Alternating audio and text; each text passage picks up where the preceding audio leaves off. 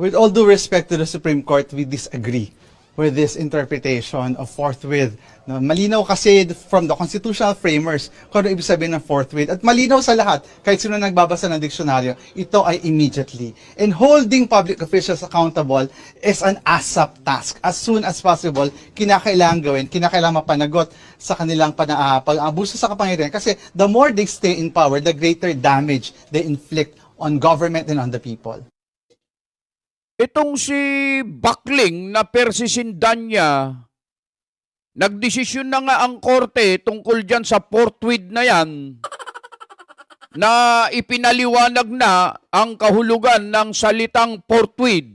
Ang sabi ay, within reasonable time. Mas magaling pa ito.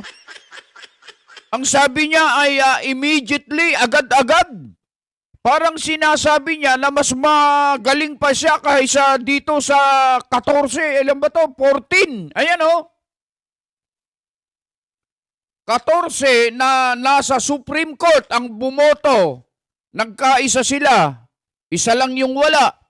Dahil 15 po yan.